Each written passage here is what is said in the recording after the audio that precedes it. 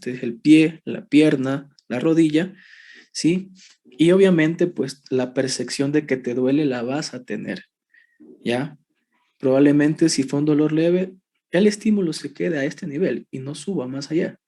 Sin embargo, si el estímulo es mucho más doloroso, es decir, que ya se incapacita, aparte de tú localizar, de sentir el dolor, estas fibras van a ir y hacer sinapsis con unas neuronas de la corteza límbica o el sistema límbico. Y si ustedes se acuerdan, en el sistema límbico tenemos algunas estructuras. Una de ellas es la amígdala. Y en la amígdala, nosotros, como todos los seres humanos, vamos a percibir sensaciones emotivas o afectivas que pueden ser buenas o malas. Por ejemplo, si tú te golpeas y como te digo, puedes percibir que te golpeaste el brazo, sabes que fue ahí, sabes que te duele, sin embargo puedes llorar, ¿sí? Porque no todo el mundo llora cuando se golpea. Hay gente que sí llora, que le causa un malestar terrible, que se cambia de ánimo. Pues bien, el dolor no solamente se quedó en la zona de percepción, que es la corteza sensorial, sino en la zona afectiva o motivacional, que es la del sistema límbico. Entonces, claro, si tenemos un dolor muy fuerte, probablemente estas estructuras lleguen hasta este nivel. Y esta es la famosa vía ascendente del dolor. Si ven, desde un estímulo periférico, atraviesa toda la parte de la médula espinal, hace conexiones y sinapsis con algunas neuronas e interneuronas, sube por todo lo que es el bulbo, el mesencéfalo, ¿sí? Hace una que otra sinapsis no tan importantes al momento de ascender, y eso sí al final llega a la corteza sensorial, ¿sí? Entonces no se olviden, siempre estas estructuras, el tálamo también puede ser estimulado y también te puede ayudar a la percepción del dolor. Sin embargo, lo que te hace llorar, lo que te hace sentir mal, lo que te cambia de ánimo cuando te pegas, obviamente, es porque el sistema o la vía del dolor llegó hasta el sistema límbico, ¿sí? ¿Qué pasa en la vía descendente o inhibitoria, como se conoce fisiológicamente?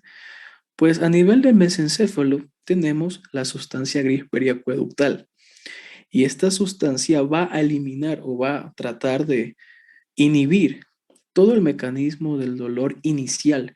Entonces, si tú tienes a lo mejor un golpe, algo que te causó un malestar, probablemente rápidamente este sistema inhibitorio descendente puede eliminar o puede dar varios mecanismos por los cuales pueda paliar el dolor. Uno de ellos es llegar desde el mesencéfalo, como pueden observar, hacia el bulbo.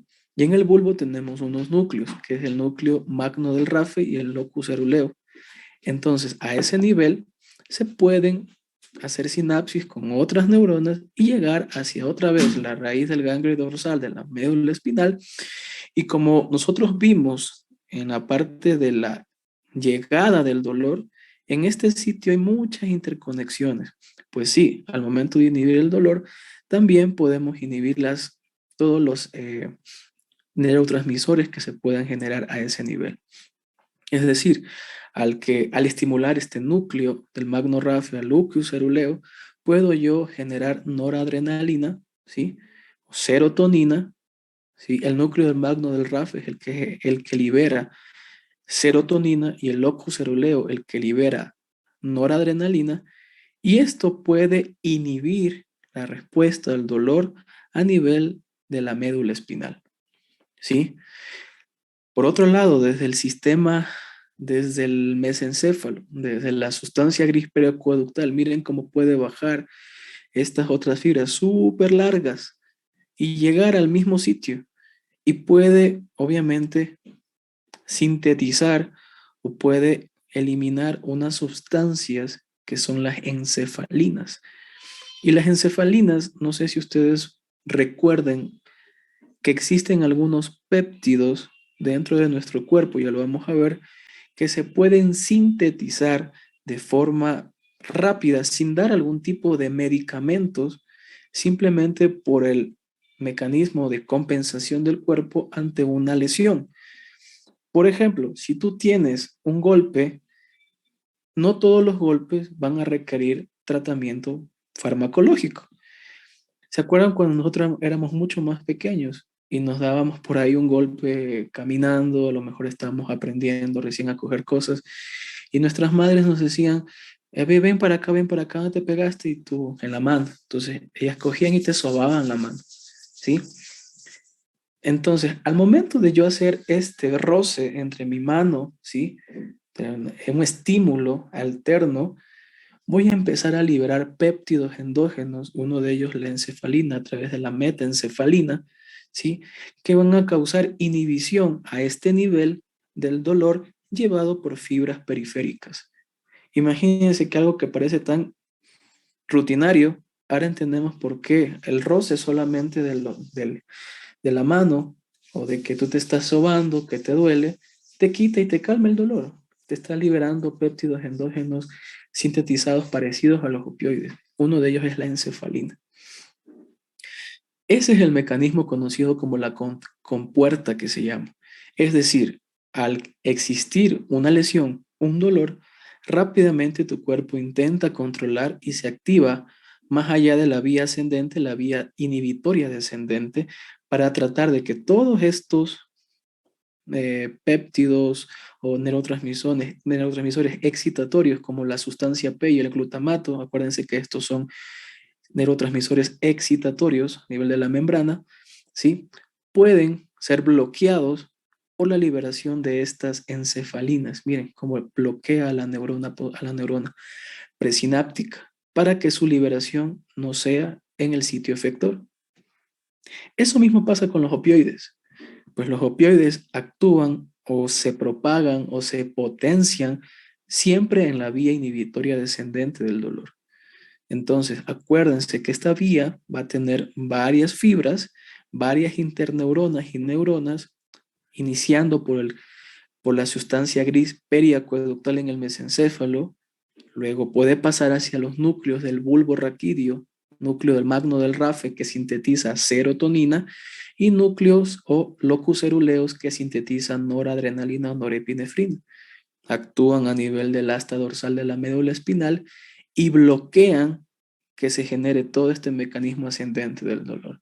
Eso es lo que sucede cuando tenemos un problema un poco más complicado, un poco más fuerte.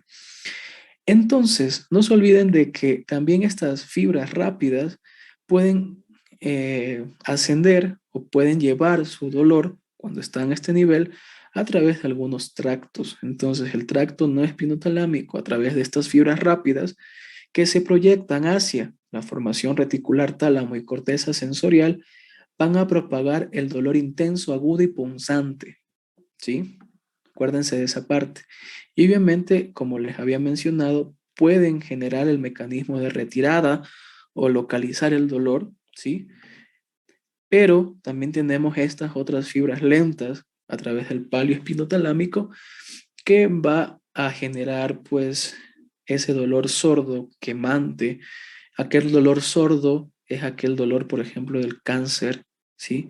Es un dolor sordo que muchas personas no lo toman como un dolor verdadero, simplemente está ahí todo el tiempo y probablemente sea un problema mayor, ¿sí? Estas se proyectan a través del palio espirotalámico, el tracto, hacia el tálamo, sustancia gris periacueductal y también a las estructuras límbicas. Probablemente eso sí les cause un malestar todo el tiempo, se sientan mal anímicamente, no te sientes tan bien y probablemente esto se hace mucha referencia a las personas que tienen un problema cancerígeno tumoral porque ellos tienden a estar un poco más depresivos porque el dolor no es un dolor ni fuerte ni lancinante, obviamente en un estado inicial, pero sí es un dolor que está ahí, permanece, no sale y eso ya genera a veces hasta depresión. Entonces, miren cómo conocer la vida del dolor nos hace entender a dónde nosotros tendríamos que actuar en un paciente. Incluso qué fármacos o qué opioides íbamos a utilizar les puede ayudar un poquito a modular ese trastorno afectivo que tiene el paciente, ¿sí? Entonces, ya entrando en lo que respecta a mecanismos netamente del dolor, y en este caso los opioides, tenemos, ustedes pueden observar toda la trayectoria de cómo se generaron los opioides. Los opioides vienen de una planta, del opio, ¿sí? y que obviamente tiene una historia hace mucho tiempo atrás, incluso el año 3 antes de Cristo, a través de Teofastro, que pues indicó que iba a ser algo maravilloso encontrar una planta que pueda sintetizarte muchas cosas y te calme el dolor y te cause también un poco de narcosis, ¿sí?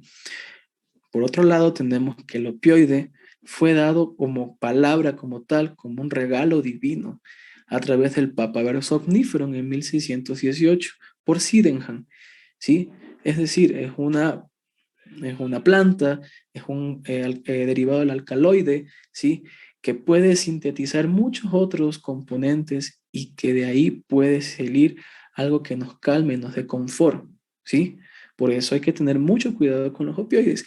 Y miren, después de todo este análisis previo, en 1806, a través de Friedrich, empieza ya a aparecer lo que es la morfina, aquella estructura de los 20 alcaloides, y que obviamente pues eso ya generó un poco más de, de noticia a nivel del mundo científico, porque era un medicamento o un fármaco, ¿sí?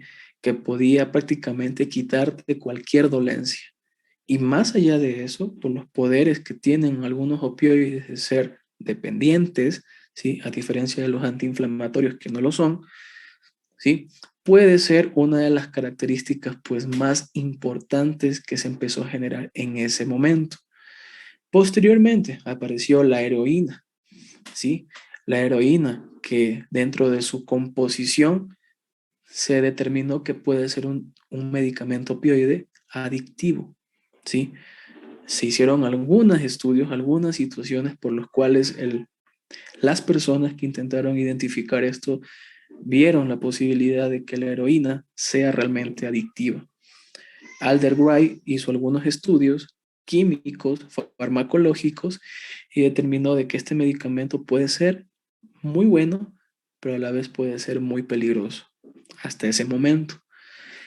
Y ya obviamente pues desde 1970 al año 2000, ya un poco más cercano hacia nosotros, tenemos que el análisis o las investigaciones de estos opioides se hicieron mucho más específicos en los seres humanos y pudieron observar de que existen algunos receptores como tal a nivel del cuerpo y que estos van a hacer que actúen, se sensibilicen, ¿sí? Al momento de yo administrar una molécula de opioide. ¿Cuáles son estos receptores por los cuales la morfina, uno de ellos, los más importantes de todos, pueden interactuar en el cuerpo de una persona? Los receptores mu, los kappa y los delta. No se olviden de por favor estos nombres. Los receptores de los opioides más conocidos y que actualmente se utilizan son receptor mu, kappa, delta.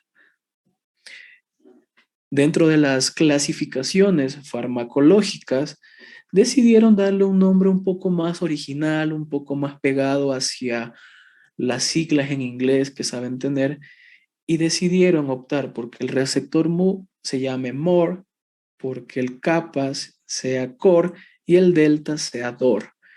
Si ustedes leen en la bibliografía van a encontrar receptores more, receptores dor, receptores core. En otros libros van a encontrar receptores kappa, receptores mu, receptores delta. Es lo mismo, ¿sí?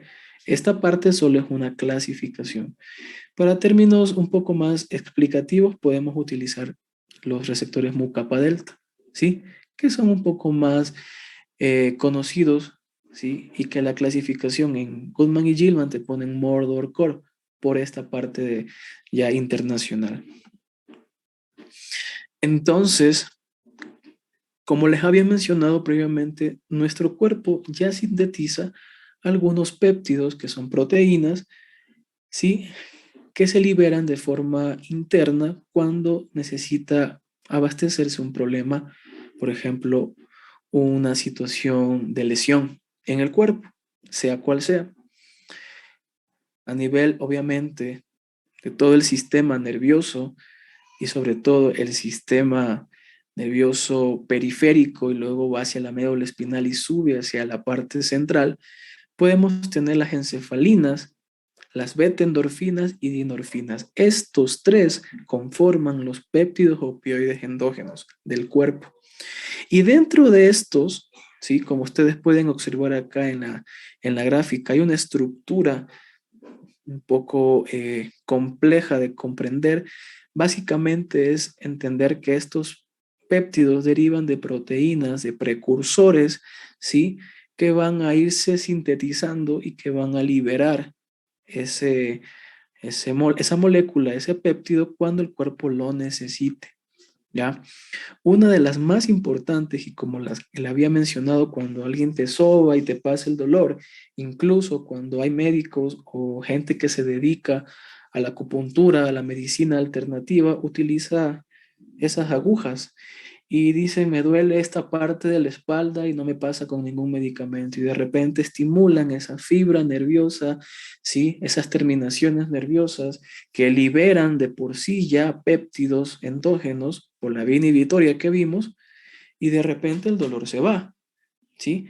Entonces, ese es el principio por el cual la acupuntura ha ganado muchísimo auge, porque obviamente esos procedimientos que parecen un poco cruentos, un poco dolorosos, pueden generar de analgesia en los pacientes, pero es por este mecanismo, porque se tratan de estimular estos opioides endógenos a través de la vía inhibitoria del dolor, ¿sí? Obviamente las encefalinas se pueden dividir en metaencefalinas y leoencefalinas, ¿sí? Y van a actuar en diferentes receptores. ¿Cuáles receptores? Pues ya tenemos aquí el mu, kappa, delta y el sigma que también aparece. Los más utilizados, los más estimulados o los que la mayoría de los fármacos actúan van a ser los mu y los kappa, ¿sí? Acuérdense siempre de esto. Van a encontrar muchísimos fármacos, ya vamos a ver, que pueden estimular sobre todo los receptores mu, mucho más que los receptores kappa. Y esto va a depender de la clasificación del opioide, porque ninguno de los opioides están distribuidos cada uno por su lado, están agrupados, ¿sí? Están clasificados y cada una de estas clasificaciones tienen un sentido. Vamos a ver cuáles son. Como pudimos observar, miren, las leucoencefalinas, ¿sí? Leucoencefalinas, las metaencefalinas van a estimular receptores DOR, pero también pueden estimular receptores MOR, ¿sí? Es decir, receptores mu y receptores delta, ¿sí? Las beta-endorfinas, a través de sus péptidos, y las dinorfinas también pueden sintetizar. ¿Cuál es el objetivo de que estas moléculas actúen en el cuerpo y que se parezca mucho a los opioides que nosotros obviamente podríamos utilizar? Básicamente es que su mecanismo de acción es la estimulación de una proteína G inhibitoria, así como ustedes pueden observar acá, ¿sí? Colocadas como proteína G/O, ¿sí? O proteína GO, que básicamente va a tener el mismo efecto. Y lo que van a permitir, como ustedes pueden observar, son dos cosas básicas, ¿sí? La el aumento de la conductancia del potasio, es decir, a nivel de la neurona posináptica, se abren los canales de potasio. Acuérdense de eso, se abren los canales de potasio y permite la entrada de potasio a la célula, una célula que está hiperpolarizada en su membrana, y obviamente pues va a suprimir la despolarización de esa membrana. Eso por un lado. Y por el otro lado es la actividad de los canales de calcio, en igual también van a encontrar unos canales, unos receptores a ese nivel. Sin embargo, esto va a ser presináptico y no se va a estimular, es decir, se van a cerrar. ¿Qué va a causar? Disminución en la liberación de neurotransmisores excitatorios, ¿sí? Tengamos súper bien claro esto. Los opioides actúan de dos formas. Por un lado, cierra canales de calcio, ¿sí? A través de la estimulación de la proteína G inhibitoria. Al yo cerrar los canales de calcio, impido que se liberen neurotransmisores excitatorios, como la sustancia P, el glutamato.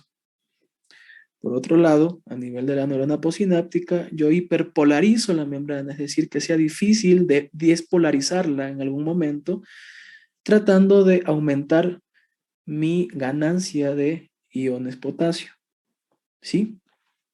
Eso va a permitir que mantengas un equilibrio dentro de la membrana, mantengas una adecuada analgesia en el tiempo de forma prolongada incluso, y obviamente el paciente va a sentir cero dolor en cualquier punto, ¿sí? De su tratamiento. Por otro lado, mire que también tenemos acá la disminución de la adenilciclasa.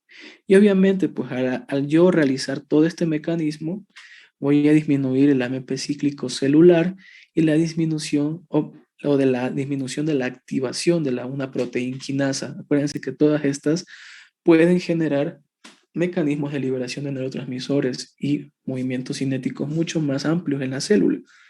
Al yo bloquear la adenilciclasa, que es el motor de esto, probablemente no voy a tener ningún efecto y obviamente lo que me va a dar es disminución de la carga a nivel de esa fibra o esa neurona que lleva el dolor para que el paciente tenga mucha más analgesia cuando se liberan estos péptidos endógenos o cuando yo le doy un opioide. El mecanismo fisiopatológico y farmacológico va a ser el mismo. Entonces, repito, proteína G inhibitoria, aumento de canales de potasio con mayor entrada de potasio, hiperpolarización de la membrana. Por otro lado, tengo disminución o cierre de los canales de calcio con la respuesta de una disminución de neurotransmisores excitatorios y también la disminución de la adenilciclasa y el AMP cíclico. ¿Ya? No se vayan a olvidar de esta parte. De la misma forma, aquí tenemos otro gráfico explicando claramente, ¿sí?, lo que sucede. Este es el mecanismo de acción de los opioides. No se olviden, porque quizás les vayan a preguntar este tipo de cosas. Este es el mecanismo por el cual todos los opioides pueden intervenir o pueden provocar de impedir algún tipo de liberación de neurotransmisores excitatorios. Entonces, al yo tener un opioide, sea cual sea, incluso péptidos opioides endógenos como las encefalinas, voy a permitir la activación de las proteínas G inhibitorias o GI/O. Dentro de esto voy a tener tres funciones principales de esta activación de proteínas G. La disminución de la activación de la adenilciclasa con la consecuente disminución del AMP cíclico, ¿sí?, intracelular, y la apertura de canales de potasio, ¿sí?, y el cierre de canales de calcio, ¿sí? Aquí probablemente en este gráfico se ha disminuido, o sea, está al revés, pero es hacia arriba, es aumento de la conductancia del potasio. Pero sí, por el otro lado, al cerrar los canales de calcio voy a tener una menor disminución de este calcio. ¿Qué voy a causar en la célula o qué voy a causar en las neuronas, como pueden observar acá? Menor disponibilidad de energía. Obviamente, pues cuando hay dolor hay mucha consumo de energía. Dos, hiperpolarización o desensibilización de la membrana celular, es decir, se hace mucho más difícil que se despolarice, y voy a reducir la liberación de todos los neurotransmisores excitatorios. Probablemente en la vía inhibitoria intervengan aquellos neurotransmisores también inhibitorios, como por ejemplo los GABA. También pueden ayudar o potenciar en cierta parte la analgesia del paciente cuando lo necesite, sobre todo a ese nivel de la asta dorsal de la médula espinal. Y si tú tienes, por ejemplo, en el otro lado, tienes unos receptores, ya hablando netamente de estos mecanismos propios, ¿sí? Pueden ustedes observar que cada uno, el mu, kappa, delta, mor, dor y cor, como habíamos mencionado en la clasificación, pueden tener una cierta afinidad en el cuerpo o en el sistema nervioso por uno que otro receptor. Entonces, en el receptor MOR o MU, ¿sí?, vamos a encontrar en mayor medida en la sustancia gris periacueductal y en el tálamo. También en el hipotálamo y en el y también en algunas partes de la glándula, perdón, del sistema medular espinal. Dentro de esto, vamos a tener que los receptores Mu pueden dividirse en Mu1 y Mu2. Unos pueden ser para analgesia supraespinal de sedación. Y aquí viene un término que es súper importante, lo que es la tolerancia. Lamentablemente hay situaciones en donde el efecto del fármaco ya se encuentra disminuido en una persona porque hizo tolerancia a un fármaco.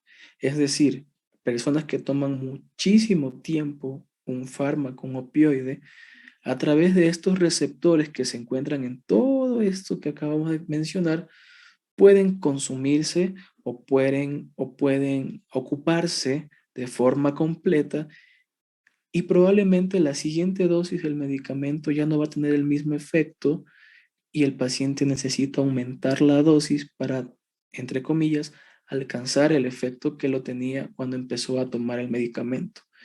Eso se conoce como tolerancia y lamentablemente ese es un problema en muchos pacientes que toman opioides en largo tiempo, por ejemplo, pacientes con enfermedades autoinmunes o enfermedades neoplásicas como el cáncer, en donde la dosis que tomaba hace 3 meses, probablemente de oxicodona, que es un opioide, tiene que subirle de 10 miligramos a 20 miligramos, porque probablemente el efecto, ¿sí?, no es el mismo y el paciente hizo tolerancia. Tolerancia es disminución del efecto inicial, ¿sí? Como vimos, los receptores también pueden tener efectos a nivel de otras zonas del cuerpo y pueden generarse miosis, ¿sí? Ya vamos a ver a través de qué mecanismo van a encontrarse que es uno de los principales efectos de los opioides, ¿ya? Puede haber depresión respiratoria, inhibición de la peristalsis y la euforia, es decir, pueden haber muchos efectos adversos si tú das por mucho tiempo y a dosis que no son las adecuadas a un paciente los opioides. Tenemos por el mismo lado los receptores delta y los kappa que se pueden encontrar en diferentes lugares del cuerpo. Ahora viene una clasificación un poco más general o no tan complicada, pero es importante que ustedes la focalicen, tengan en cuenta cuáles son estas partes. Entonces, hablamos de que existen receptores opioides, es decir, que yo voy a dar un medicamento o algún péptido endógeno tiene mayor afinidad por alguno de estos, MOR, COR, DOR, COR o sigma, o MU, delta, kappa o sigma, pero dentro de esta parte existe una clasificación que nos va a servir para entender cómo actúan diversos fármacos opioides. Tenemos por un lado los agonistas puros, que no son más aquellos que ejercen un efecto exclusivo por los receptores Mu, ¿sí? Por los receptores kappa o por los receptores delta. ¿Qué agonista puro encontramos o qué fármaco es agonista puro? Pues la morfina, ¿sí? Como es un agonista completo prácticamente de los receptores, puede estimular tanto Mu, kappa o delta. Es decir, es uno de los mejores, obviamente, agonistas opioides porque puede estar en cualquiera de los receptores que habíamos mencionado. Obviamente va a tener su efecto farmacológico, pero también pueden existir algunos otros, ¿sí?, agonistas puros que pueden estimular en cualquier momento los 3 receptores más utilizados en los opioides. Teníamos por acá, por ejemplo, la morfina, teníamos la oxicodona, ¿sí? La metadona tiene una predilección, sobre todo por los receptores Mu.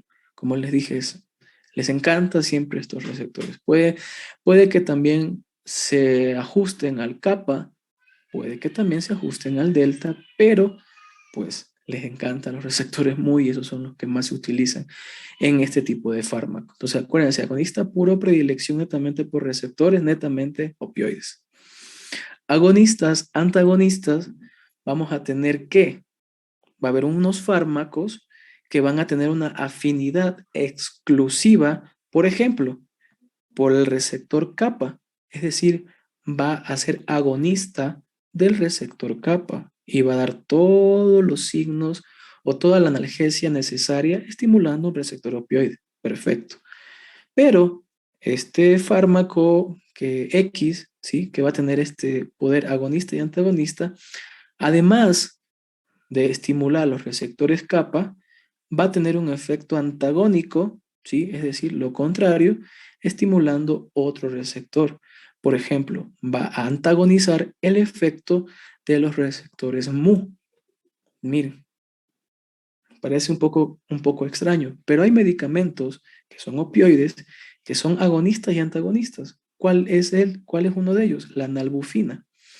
La nalbufina tiene, obviamente, un efecto agonista estimulando los receptores kappa, pero es antagonista porque bloquea la acción del receptor mu. ¿Y para qué me sirve dar un medicamento que hace estas dos cosas? Pues bueno, ustedes ya estuvieron observando un poco que hay algunos efectos adversos de los opioides. Vamos a ver con claridad cuáles son. Pero estos efectos adversos a veces es muy complicado en el paciente manejarle y como que a veces no quieren tomar el medicamento porque se estreñen, porque probablemente tienen problemas, se duermen o a lo mejor tienen problemas de dolor en otros sitios que no era el lugar donde querían que actúe el medicamento y son prácticamente efectos adversos de los opioides y no lo toleran. Sin embargo, cuando tú das un agonista antagonista, tienes el efecto opioide, todo lo que vimos. Y al dar un antagonista al mismo nivel, en una sola molécula, al bloquear unos receptores, voy a tener menor efectos adversos. Es decir, consigo el efecto opioide, pero a la vez, al bloquear otro receptor, ¿sí? Al ser antagónico, en este caso de los mu, voy a tener menor efectos adversos en mi paciente. ¿Son muy utilizados? Sí. Comercializados muy poco, porque probablemente no todo el mundo conozca que estos fármacos actúen de esa forma y pueden causar poca tolerancia, es decir, que el paciente probablemente no tome por mucho tiempo y que, claro, no va a tener la disminución del efecto porque no lo va a tomar por largos periodos. Entonces, puede ser una opción en un dolor moderado a crónico, dependiendo del paciente. ¿Cuáles son los agonistas parciales? ¿Sí? Como vimos acá, un agonista puro va a tener predilección por cualquiera de estos de aquí. Perfecto. ¿Sí? Mu, delta, calpa, delta. El agonista parcial va a tener netamente una acción farmacológica por un solo receptor, sea mu, sea kappa o sea delta. No puede tener acción en los tres o no puede tener acción en kappa o en... Ellos van a tener acción netamente en mu. ¿Sí? Acuérdense de eso. ¿Cuál puede ser uno de ellos? La buprenorfina. ¿Sí? Y el antagonista puro, pues obviamente es cualquiera de estos que, no, que va a bloquear la acción normal del receptor. Es decir, en vez de causar los efectos de sedación, los efectos de analgesia en el paciente, pues se bloquea esa acción. Y ahora, ¿por qué se da este medicamento si yo lo que quiero es ver el dolor y calmar el dolor? Pues hay veces en donde las personas o gente que tiene ideas suicidas se puede tomar una sobredosis de opioides y obviamente una de las formas de eliminar es dándole un antagonista puro. ¿Cuál de estos? La naloxona, acuérdense. ¿Cuál es el fármaco que revierte la acción de la intoxicación por opioides? La naloxona. ¿Y qué es la naloxona? Es un antagonista puro, es decir, puede actuar en los mu, en los kappa o en los delta, así como los agonistas puros que actúan de forma positiva, aquí va a actuar de forma negativa, entre comillas, o bloqueándole cada uno de estos receptores, eliminando el efecto opioide. ¿Sí? ¿Está claro hasta ahí esta clasificación? Porque probablemente esto les pregunten a ustedes. ¿Claro? Correcto. Sigamos. Lo que les había mencionado era claramente esto de la regulación de estos receptores. Lamentablemente, nosotros tenemos que muchos de estos receptores, al momento de estar en contacto directo con la molécula de opioide, ¿sí?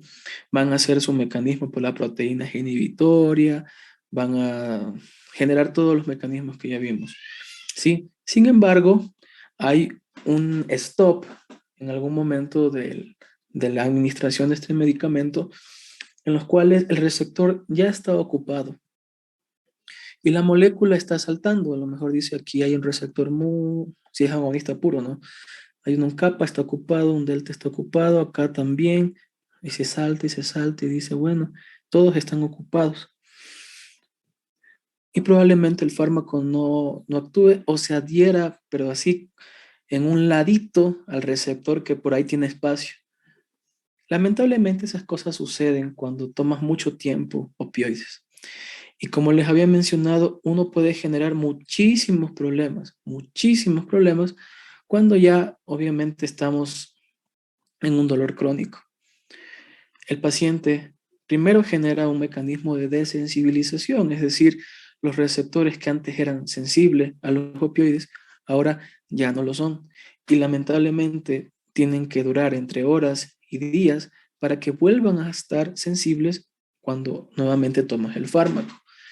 Pero para alcanzar ese tipo de sensibilización nuevamente, probablemente tengas que dejar de darle el medicamento unos 2, 3, 4, 5, incluso una semana, para que obviamente los fármacos puedan actuar. En ese lapso de tiempo, probablemente el paciente genere abstinencia si toma hace más de 3 meses opioides y venga otros problemas. Entonces, si ven que es complicado a veces manejar un opioide de una forma así súper sencilla. Entonces tienes que entender que pueden haber diferentes fases.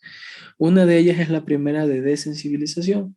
Al tomar mucho tiempo, los receptores están ocupados, ¿sí? Y probablemente la internalización del receptor a nivel citoplasmático, ¿sí? Probablemente haya un mecanismo de autodigestión del receptor que elimina algunas otras moléculas, ¿sí? Se recicla parte del receptor para que luego de a lo que estaba en la membrana en una fase inicial vuelva a estar en la membrana para aceptar otra molécula u otro agonista. Para que esto suceda, obviamente va a demorar, como les dije, horas, días, semanas, y eso pues puede generar problemas en el paciente, muchos problemas. Eso es la desensibilización. Por otro lado, tenemos algunas otras cosas que les había mencionado, lo que son los efectos netamente de un consumo crónico. Y la tolerancia se da, estos conceptos son súper importantes que los tengan en cuenta. No es lo mismo decir tolerancia a decir dependencia que decir adicción. O sea, son cosas súper diferentes, súper diferentes. Y es bueno que ustedes sepan manejar los términos porque cuando estén en una situación complicada de personas que han abusado de los opioides, decir es un adicto, es dependiente o es tolerante, cambia mucho el concepto. Entonces tú tienes que obviamente identificar qué pasa. Y mucho más si tú a un paciente le quitas el fármaco y empieza a generar problemas, sintomatologías medias extrañas, que no tiene nada que ver con su molestia por su dolor, y tú dices, ¿qué le pasa? Bueno, síndrome de abstinencia. ¿Abstinencia a qué? Al fármaco, pues que le quitaste y que no hiciste un tratamiento escalonado en retirarle, ¿sí? Todos los opioides causan este tipo de problemas. De sensibilización inicialmente viene la tolerancia, que es la necesidad de aumentar las dosis para mantener el efecto, porque con dosis normales que tomaba ya no la alcanza, entonces el paciente se hizo tolerante. Si no controlaste esta parte, llegas a la otra que es la dependencia, puede ser psíquica o física. ¿Qué es la dependencia a un fármaco, un opioide? Es la necesidad de consumir un medicamento para obtener efectos, ¿sí? Es decir, de repente me dieron ese medicamento en el hospital y me calmó el dolor y me sentí súper bien. Perfecto. De repente el paciente vuelve a las 10 horas a sentir otra vez ese pequeño dolor y como se sentía súper bien en un inicio y de repente el efecto empezó a disminuir, quieres volver a tomar. Y vas y lo buscas y lo sigues buscando, te la sigues tomando y dices, no, es que con ese medicamento, si no me tomo eso, me voy a ir a sentir súper mal. Y empiezas a generar dependencia a un fármaco y peor a los opioides. Entonces, imagínense, Incluso muchos de ellos generan en algunas ocasiones cambios emocionales. Así que hay que identificar rápidamente quién toma opioides, hay que tener cuidado en decir ya no tomes eso, o hay que ir y decir, a ver, tú parece que estás con una dependencia a un medicamento. Bueno, vamos a irlo trabajando poco a poco.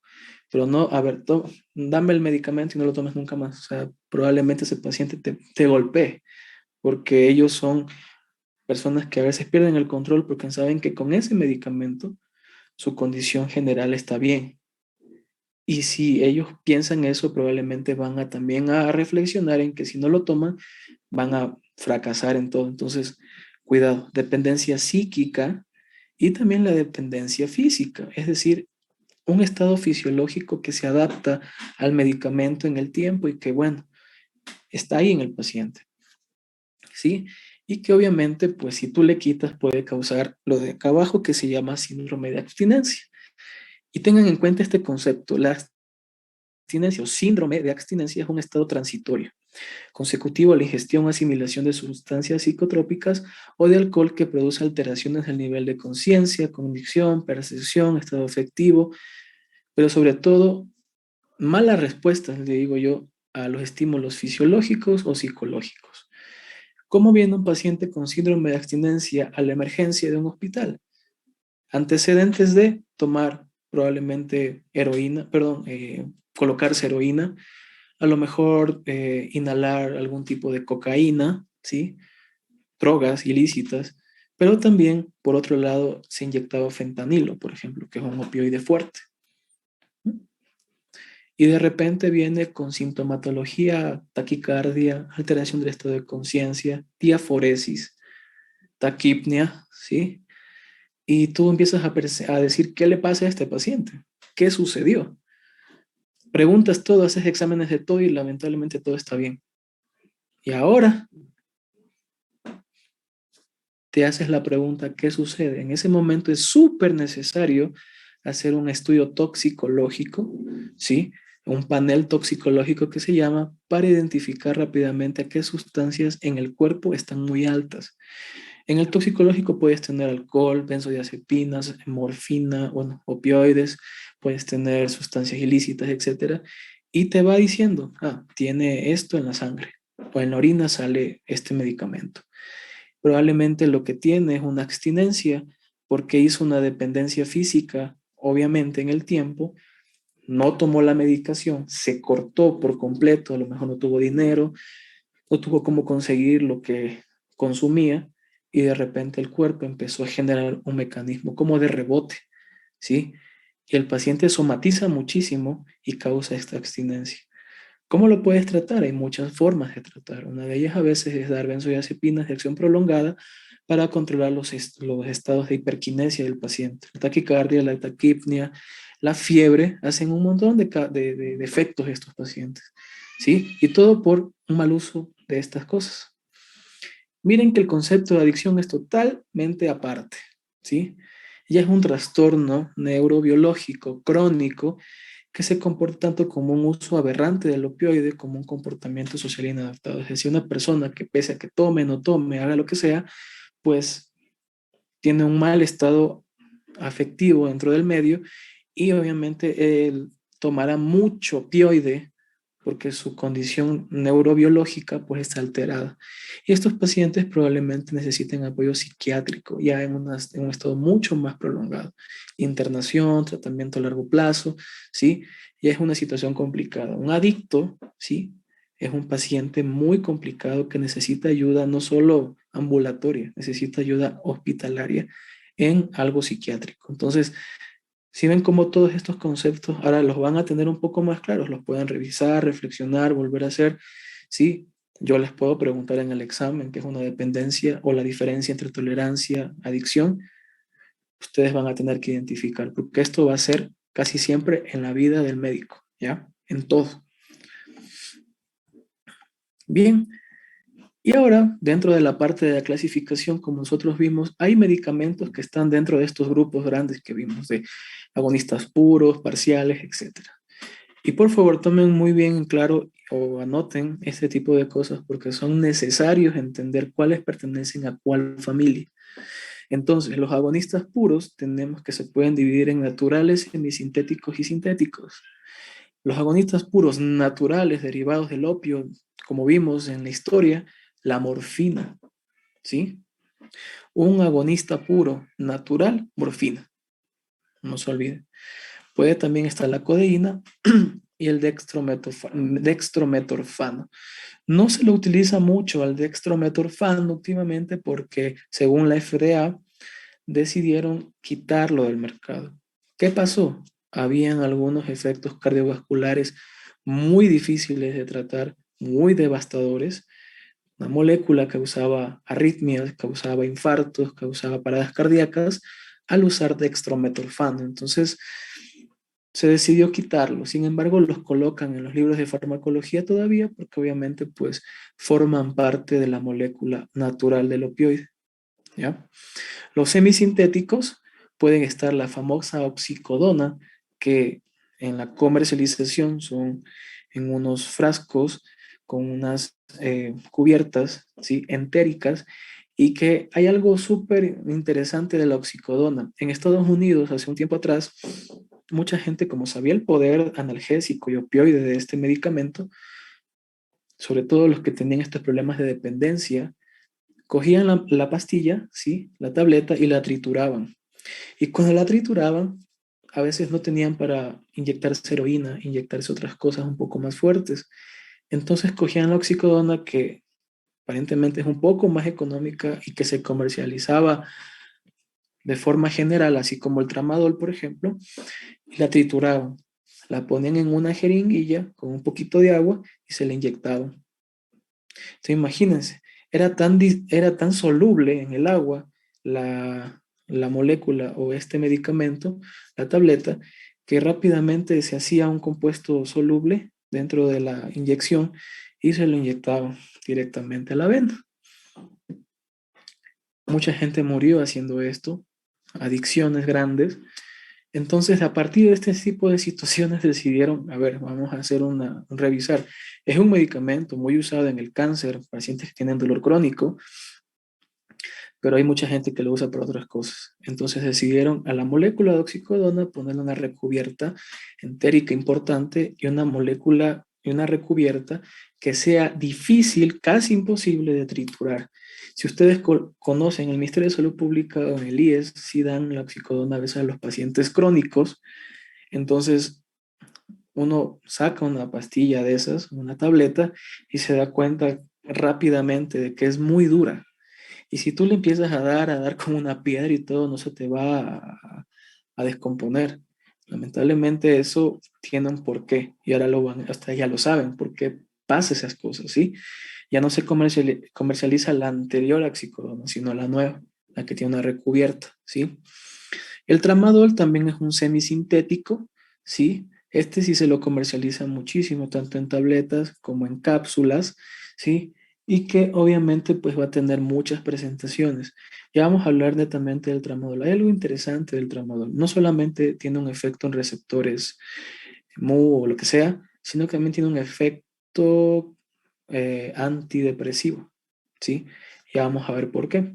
La hidromorfona también es otro medicamento.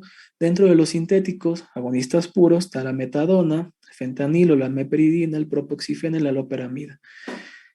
La metadona, ¿sí?, es uno de los medicamentos muy importantes dentro de la práctica de deshabituación de opioides.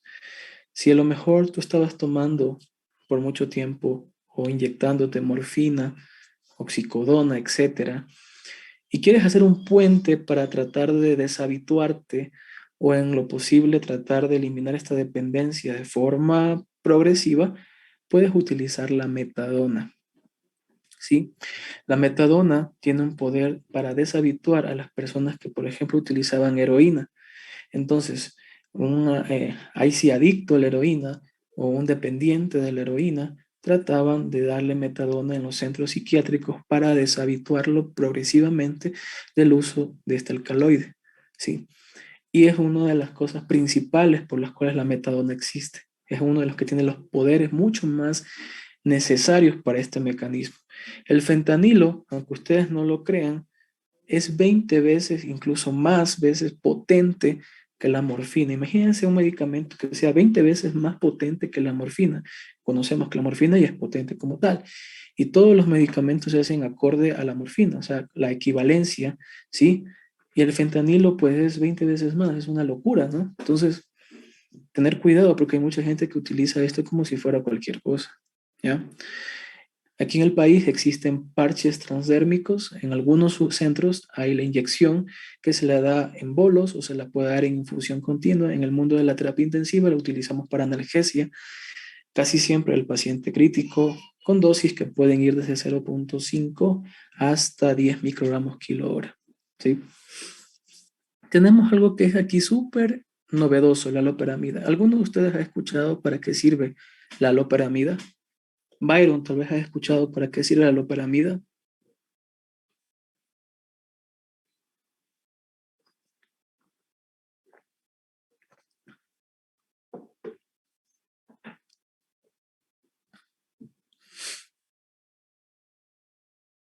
Daniel, tal vez has escuchado para qué sirve la loperamida.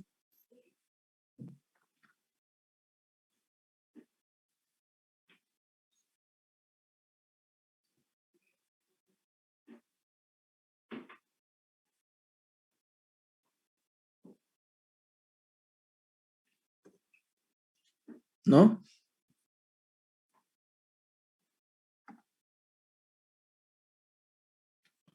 No, Daniela, ¿tú has escuchado para qué sirve la loperamida? O sea, le dan como antidiarreico. Ya, Ujú. sí. ¿Y por qué te llama la atención que exista un medicamento para la antidiarreico y que sea opioide? Mm, ¿Qué te hace pensar? Tal vez en cuadros muy graves de diarrea. Ya. Ujú. Bueno, la loperamida por lo general se le da solo en diarreas crónicas, catalogadas como tal, y que son en pacientes pues no tan agudos, por así decirlo, porque a veces el mecanismo de tener diarreas en una infección es algo normal del cuerpo, ¿sí? Y si tú le cortas ese mecanismo, probablemente haya problemas a nivel intestinal. Entonces, hasta que no deje el antibiótico o el manejo clínico o el manejo tal vez de hidratación, pues no deberías darle algo que corte la diarrea. Solo cuando hay trastornos, por ejemplo, hay intestinos irritables que generan diarreas crónicas, pacientes que tienen problemas de mala absorción y, bueno, hacen diarreas, diarreas, diarreas, diarreas, ¿ya? Ahí podrías dar la loperamida y básicamente es porque también tiene un mecanismo de receptores, ¿sí? Como vimos, estos receptores pueden estar en un montón de cosas y los opioides pueden generarte, ya vamos a ver, ¿sí? Disminución del tono intestinal y disminución del peristaltismo. Por eso la loperamida está dentro de este grupo de agonistas puros, ¿sí? Y que se lo utiliza solo para la diarrea crónica. Nada para diarrea aguda, nada para que está con una gastroenteritis. La loperamida es lo peor que pueden hacer, ¿sí? Lo peor que pueden hacer. Probablemente a ese paciente se les vaya a tener una perforación intestinal por darle eso y pues vamos a tener problemas, ¿ya? Los agonistas parciales tenemos que pueden ser la buprenorfina, como vimos a nivel de un receptor, y los agonistas antagonistas, que puede ser la nalbufina, la famosa nalbufina, ¿sí? Agonistas y antagonistas, uno agoniza un receptor, sobre todo los kappa, y antagoniza el efecto de los mu y disminuye los efectos adversos, ¿sí? Y también tenemos los antagonistas, que es la naloxona, que si tienes una intoxicación por cualquiera de estos, das naloxona y cortas, es el antídoto, ¿sí? De un problema o un síndrome por opioides, ¿ya? Estos pueden ser opioides, pueden ser potentes o pueden ser moderados y que pueden ser clasificados en el embarazo como categoría C, ¿sí? Acuérdense siempre de esa parte. Vamos a prácticamente a recordar que es lo mismo, ¿sí? Nociceptores, neurona aferente primaria, acuérdense, viene toda la molécula de la morfina en este caso, con su receptor, puede ser mu kappa delta, estimula la proteína G, adenilciclasa, y obviamente disminuye la concentración de AMP cíclico, y miren aquí, bloquea la entrada de calcio, disminuye su concentración y obviamente disminuyen los neurotransmisores excitatorios. Pero por otro lado hay apertura de los canales de calcio, de potasio, y esto permite la hiperpolarización de la membrana postsináptica, ¿sí? Este es el mecanismo de prácticamente todos los opioides, ¿sí? Acuérdense también de esta parte.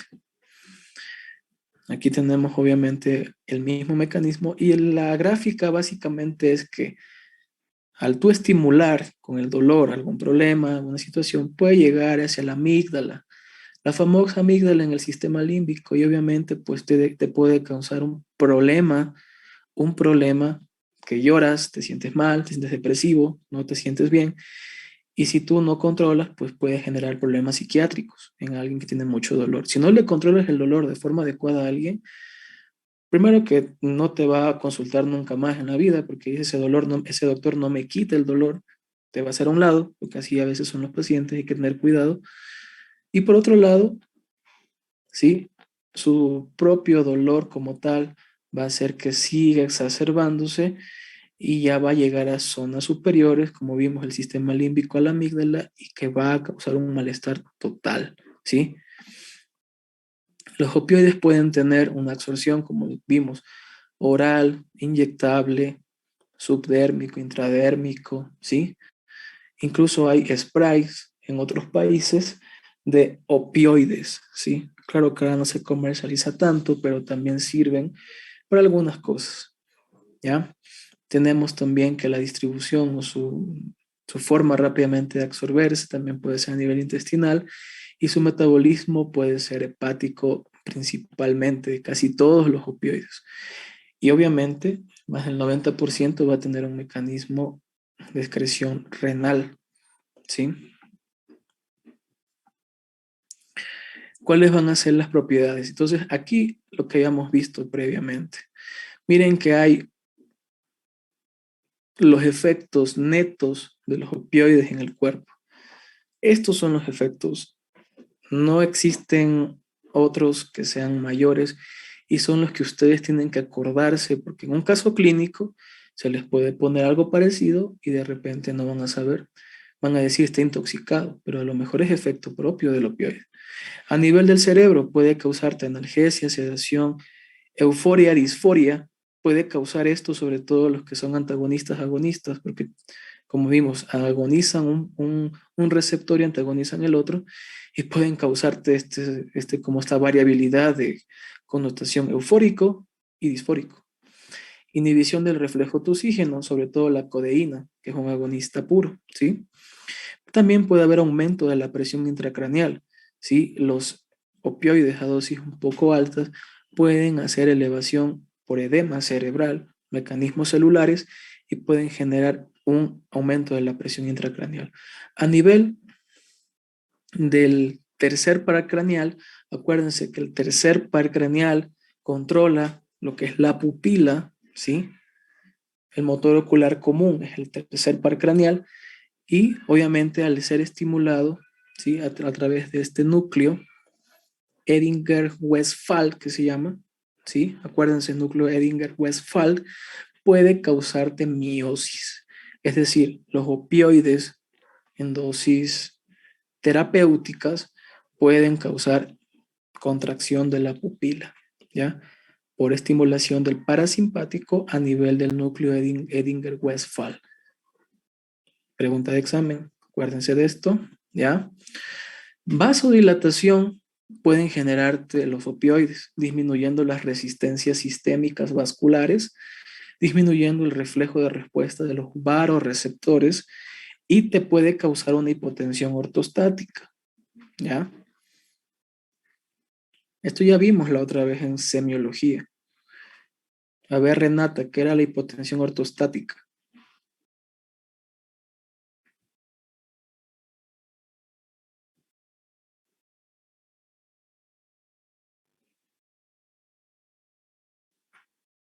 Renata Sánchez.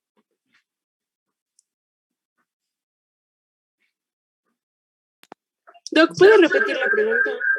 Uy, ¿Qué es hipotensión ortostática?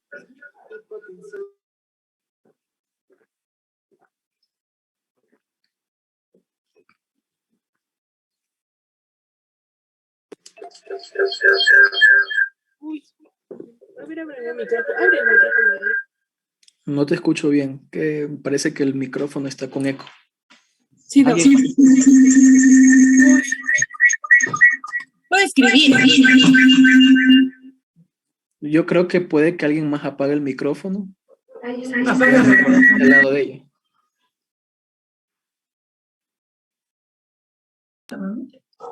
Ahí escucho bien. La hipotensión. Ortostática. No se puede ser una enfermedad. O sea, es la baja de la presión, pero es una enfermedad por una causa secundaria. ¿Secundaria a qué? Ya Eh, vimos en a semiología clase deshidratación. cuando había síncope. A deshidratación puede ser. No. O, o por medicación, los efectos secundarios de alguna medicación también. No siempre. Acuérdate que había, ¿cuál era la definición de hipotensión ortostática semiológicamente cuando vimos? Y hablábamos sobre el síncope, la disminución del flujo sanguíneo cerebral, y que un paciente podía levantarse estando sentado y se para y se desmaya. No, no me acuerdo. Bueno, tienes que recordar porque si no, esto también vamos a preguntar otra vez. Acuérdate que la hipotensión ortostática tiene una definición en base a la presión sistólica y diastólica, ¿sí? Tienen que ir a revisar esta parte.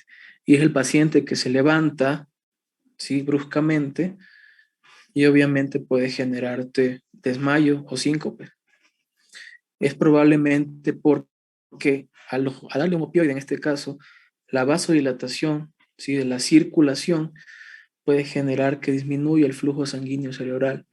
Entonces, este paciente, al tú darle, obviamente, un medicamento y que tenga ya per se una presión arterial siempre de 100, 60, 95, 50, a lo mejor tiene presiones un poco bajas relativamente, y al tú darle un opioide probablemente se le vasodilate mucho más su sistema circulatorio y él al que se levante se desmaye. Eso es hipotensión ortostática. Y si le tomas la presión, te vas a dar cuenta que hay una disminución de tanto en la sistólica y de tanto en la diastólica. ¿Ya? Todas estas propiedades farmacológicas, por favor, traten de acordarse bien algunas cosas que ya hemos visto, como lo que es la vasodilatación, resistencias vasculares, ¿sí?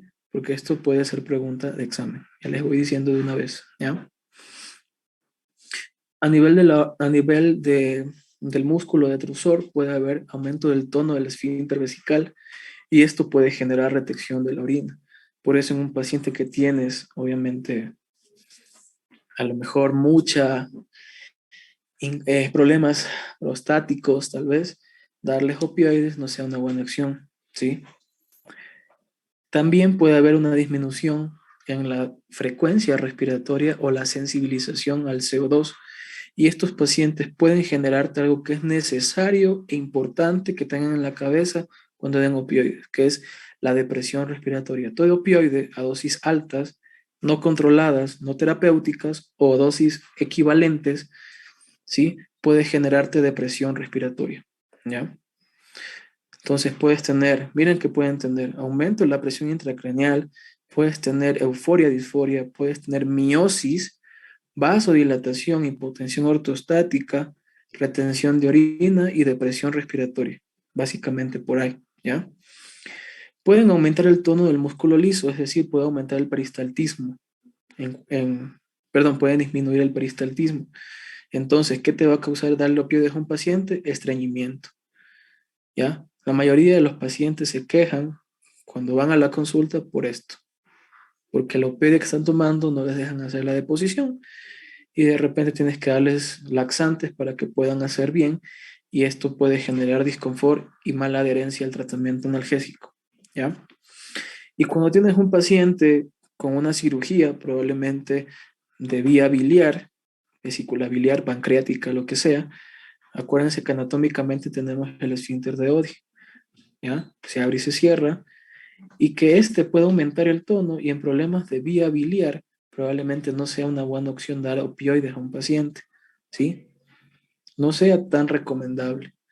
Mucho menos si no está todavía operado el paciente, porque si tiene un problema de cálculos y que están generando una pancreatitis aguda, ¿sí? Puede generarte aumento del tono del esfínter de Oddi y te puede causar más dolor, incluso más molestias, mucho disconfort abdominal. Tener en cuenta esa parte. Por el otro lado, puede ser tocolítico, ¿sí?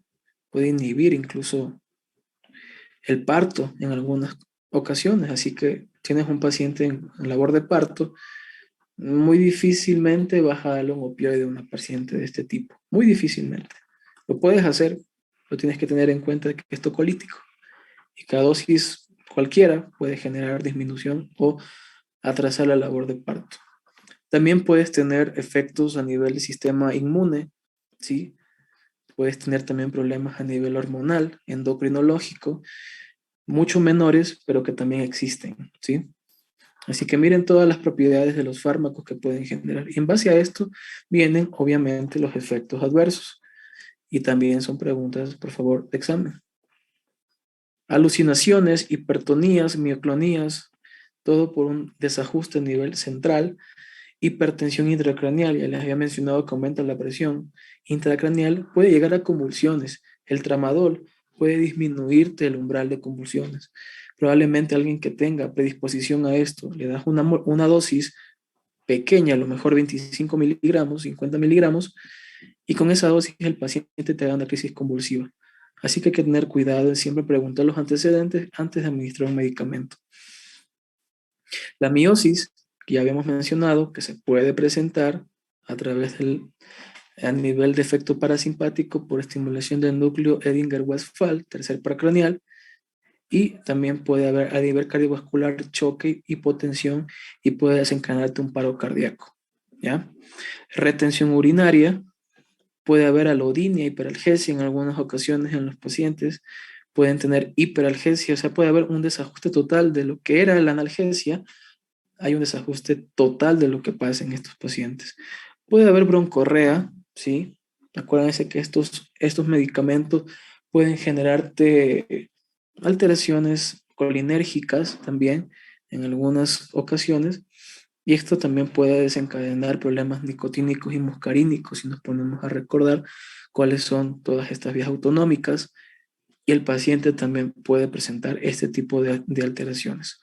Y obviamente la depresión del sistema respiratorio es la principal. Estreñimiento, dolor abdominal y sequedad de la boca, ya vimos por qué, aumento el tono intestinal, tono del esfínter de Oddi, y algunas ocasiones los opioides te pueden dar prurito, ¿sí? Alergias por un desajuste inmunológico. Entonces, tengan en cuenta siempre todas estas cosas, porque probablemente esto vean en los pacientes, tengan que tratar si les vas a dar un opioide a un paciente en atención primaria en el hospital, en donde sea, y tienes que saber que si le vas a dar uno de esos, háblale tú a los pacientes que pueden presentar muchas de estas cosas. Si tú no le dices, el paciente se va a asustar y no va a tomar el medicamento, ¿ya? Acuérdense de esa parte. Los efectos adversos de los opioides pueden ser por, obviamente, sobredosis, y va a ser esta famosa triada, ¿ya? La triada del toxíndrome por opioides. Acuérdense de esto de aquí porque esto también es importante. ¿Cuál es la triada del paciente con intoxicación por opioides? Depresión central, ¿sí? Del sistema nervioso central, depresión respiratoria y miosis. Con el antecedente de que consume a lo mejor morfina, consume oxicodona, consume fentanilo, y de repente llega a tu emergencia o urgencias un paciente con alteración del estado de conciencia, con apnea o bradipnea, es decir, alteración del patrón respiratorio, y viene con miosis, las pupilas súper pequeñas y que no son reactivas a la luz, probablemente este paciente tenga una intoxicación por opioides. ¿Qué le das para la intoxicación por opioides? ¿Cómo es el antídoto? A ver, Alison Sánchez. Ya hablamos de eso, les mencioné. Un antagonista puro que se les da a estos pacientes.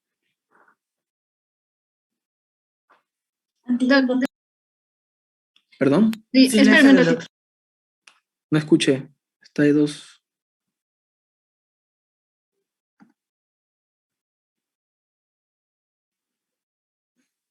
No escuché, Alison, ¿qué dijiste?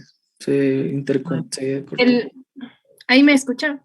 Sí, ahí te escucho perfecto. Ya, naloxona. Ya, perfecto. Naloxona es el medicamento que bloquea esto, ¿sí? El antídoto de los opioides, correcto. ¿Ya? Y miren que también pueden haber tolerancia y dependencia en muchos pacientes que toman de forma crónica. Ya hablamos de eso, ¿sí? Así que hay que tener cuidado. Y la OMS había hecho un tratamiento escalonado del dolor. Súper chévere porque habían tratado de antes poner un escalón, 4 escalones del dolor. Sin embargo, se trató de, bueno, han hecho actualizaciones, ustedes van a encontrar que hay muchas, y la última equivale a esto. Son 3 escalones para el tratamiento de analgesia del paciente con dolor, ¿sí? Se lo cataloga como dolor leve, moderado y grave, ¿ya? ¿Y qué pasa? Pues obviamente puede existir problemas, ¿sí? A ese nivel, y tú tienes que saber cómo dar o cómo combinar. Entonces, en un dolor leve no le bajaron opioide, jamás, sino que vas a primero iniciar con AINES, ya vimos, puedes utilizar cualquiera, el famoso paracetamol, que es perfecto, y el metamizol también. En un dolor moderado vas a utilizar opioides débiles o con menor efecto, ¿sí? De dependencia o tolerancia. Puede ser el tramal en algunas situaciones, la codeína, ¿sí? La metadona, etcétera, que pueden utilizarse como para tratar de calmar el dolor en un momento moderado, ¿sí? Y tú puedes asociar, puedes darle para dolor moderado, puedes darle un opioide débil y uno de analgésico del dolor leve. Por ejemplo, tramal con paracetamol vamos súper bien en dolores crónicos, ¿ya? O moderados también. Puedes combinarlo, ¿sí? Hay otras preparaciones que te vienen antiinflamatorios y también te vienen tramal, por ejemplo, ¿sí? Es otra combinación. O tú dices, no, el paciente le va bien del ibuprofeno con una pequeña dosis de paracetamol y además tramal en dosis pequeñas. Si con eso controlas el dolor del paciente, está bien, ¿ya? Puedes hacerlo.